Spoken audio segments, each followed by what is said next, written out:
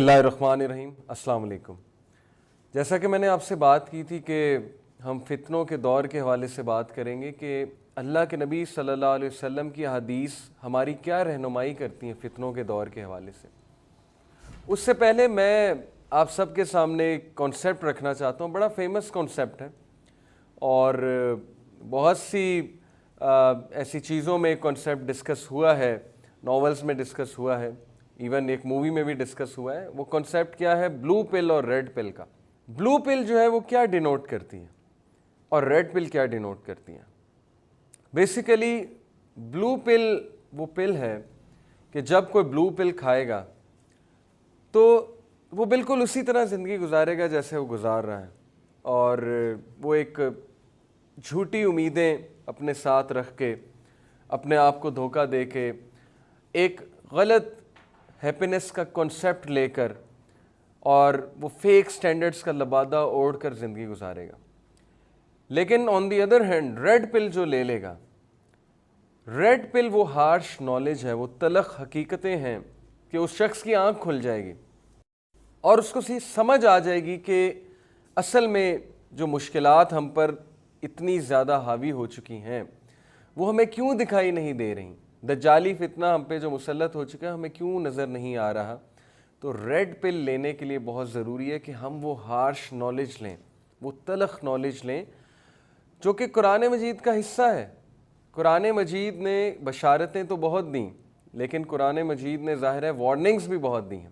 اللہ کے نبی صلی اللہ علیہ وسلم رحمۃ للعالمین ہیں، لیکن اللہ کے نبی صلی اللہ علیہ وسلم نے دنیا کی بہت سی تلخ حقیقتیں بھی ہمیں بتائیں، ہمیں سمجھایا کہ ایک دور ایسا آنے والا ہے کہ جس دور میں صبح اگر کوئی شخص مومن ہے تو رات کو کافر ہے، اور صبح اگر کافر ہے تو رات کو مومن ہے، یعنی کہ اتنا اس کا ایمان فلکچویٹ کرے گا۔ آپ یہاں سے اندازہ لگا لیں کہ وہ کیا دور ہوگا، اور اللہ تعالیٰ ہمیں اس دور سے بچائیں۔ لیکن جو سچ بات ہے، مجھے تو اکثر محسوس ہوتا ہے کہ شاید یہی وہ دور ہے۔ تو فتنے کے دور کے حوالے سے کچھ حدیث میں آپ کے سامنے رکھتا ہوں۔ صحیح البخاری کی حدیث ہے، اللہ کے نبی صلی اللہ علیہ وسلم ایک بار مدینہ کی بہت اونچی عمارت پہ کھڑے ہوئے، جو اس دور میں اونچی عمارتیں ہوا کرتی تھیں، اور اللہ کے نبی صلی اللہ علیہ وسلم نے صحابہ سے کہا کیا تم دیکھتے ہو جو میں دیکھتا ہوں؟ تو صحابہ نے کہا نہیں یا رسول اللہ۔ تو اللہ کے نبی صلی اللہ علیہ وسلم نے کہا کہ میں تم پر فتنوں کی بارش ہوتے دیکھتا ہوں، تمہارے گھروں پہ فتنے برستے دیکھتا ہوں جیسے کہ بارش کے قطرے برستے ہیں۔ اب وہ فتنے کیا ہیں اللہ تعالیٰ بہتر جانتے ہیں، لیکن اگر ہم اپنے گھروں پہ ایک نظر دوڑائیں تو میں سمجھتا ہوں کہ اگر آپ کے پاس کھلا وائی فائی ہے، اگر آپ کے پاس ظاہر ہے کہ نیٹ فلکس اور یہ ساری مووی سبسکرپشنز، یہ ویب سائٹس بھی ہیں آپ کے پاس، اور ڈیفینیٹلی انٹرنیٹ پہ اور بھی بہت سے فتنے ہیں، such as you can watch any thing on one click, جو آپ کا دل کرے آپ ایک کلک پہ وہ ہر چیز دیکھ سکتے ہیں۔ پھر ٹیلی ویژن میں ایک الگ فتنہ ہے، ٹیسٹ اور ٹرائل، فتنے سے مراد ہے ٹیسٹ اور ٹرائل۔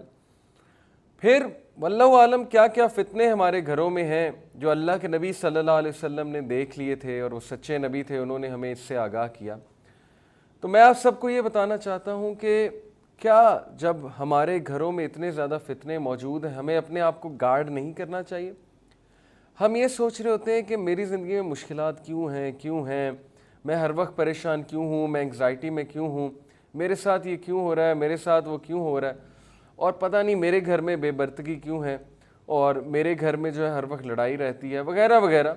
لیکن کبھی بھی ہم نے یہ سوچا ہے کہ کیا ہمارے گھروں کا ماحول کہیں ایسا تو نہیں جو اللہ کے نبی صلی اللہ علیہ وسلم نے یہاں پہ توجہ دلائی کہ فتنے بارش کے قطرے کی طرح برسیں گے تمہارے گھروں میں؟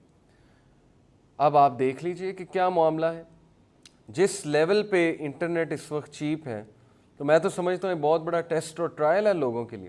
لوگ کو تو رات کو نیندیں نہیں آتی، انٹرنیٹ پہ اگر کوئی بیٹھ جائے، اسمارٹ فون یوز کرنے لگ جائے، لوگوں کو نہ نیند آتی ہے، ان کی پرفارمنس ڈاؤن جا رہی ہے، ان سے صبح اٹھا ہی نہیں جاتا۔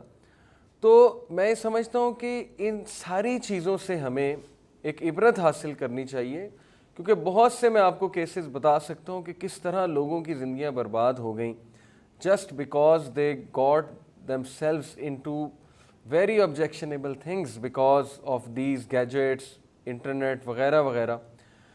however انٹرنیٹ کو ہم یہاں برا نہیں کہہ رہے، انٹرنیٹ کے اپنے فوائد ہیں، گیجٹس کے اپنے فوائد موجود ہیں، تو مجھے لڈائٹ نہ سمجھے گا. لڈائٹ سے مراد ہے وہ شخص جو ٹیکنالوجی کو برا سمجھے، بین لگا دے ٹیکنالوجی پہ. میں صرف اس طرف توجہ آپ کی دلانا چاہتا ہوں کہ جب اللہ کے نبی صلی اللہ علیہ وسلم کہہ رہے ہیں کہ تمہارے گھروں میں بہت سے فتنے ہوں گے، تو ہمیں اس طرف اپنی توجہ دلانی چاہیے. ہمیں اپنے گھروں کا ماحول دیکھنا چاہیے، ہمیں اپنے روٹین پہ ایک نظر دوڑانی چاہیے. ہمیں دیکھنا چاہیے کہ وہ کیا سورسز ہیں فتنے کی، جن کی وجہ سے ہمارے گھر سے برکت اٹھ سکتی ہے، جن کی وجہ سے ہم ڈسٹریکٹ ہو سکتے ہیں. کتنا ڈسٹریکٹ ہو جاتے ہیں ہم، نماز بھی نہیں پڑھی جاتی اکثر، تو اتنی ڈسٹریکشن ہو جاتی ہے بیکاز یہ ٹی وی کی وجہ سے، فٹ بال میچز کی وجہ سے، کرکٹ میچز کی وجہ سے. تو پہلی تو بات یہ ہے کہ جب انسان کی روٹین ہی ایسی ہے کہ اس روٹین سے اس کی کچھ بھی نشو و نما نہیں ہو رہی، نہ ذہنی، نہ جسمانی، نہ روحانی، تو پھر تو ظاہر ہے مصیبتیں آئیں گی. پھر تو ظاہر ہے کہ انسان اپنے آپ کو مختلف ڈیفیکلٹ سچویشنز میں ڈال دے گا، اور اس کے بعد پھر روئے گا کہ میری صحت بھی برباد ہو گئی، اور نہ میں امتحان کلیئر کر سکا، نہ میں محنت کر کے آگے بڑھ سکا، وغیرہ وغیرہ. تو کیا ہمیں جو ہے وہ پہلی چیز روٹین ہی نہیں دیکھنی چاہیے؟ یہ میرا پہلا پوائنٹ ہے کہ سب سے پہلے اپنی روٹین پہ ایک نظر دوڑائیے کہ آپ کر کیا رہے ہیں، آپ کا دن کیسے گزرتا ہے، آپ کے 24 آورس کیسے گزرتے ہیں، آپ کن کے پاس بیٹھتے ہیں، آپ کن جگہوں پہ جاتے ہیں، آپ کی پرائیورٹیز کیا ہیں، آپ گھر میں بیٹھ کے کیا کرتے ہیں، وغیرہ وغیرہ.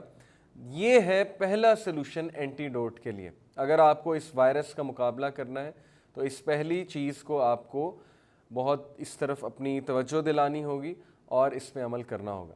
جزاکم اللہ خیر for listening. See you in the next episode.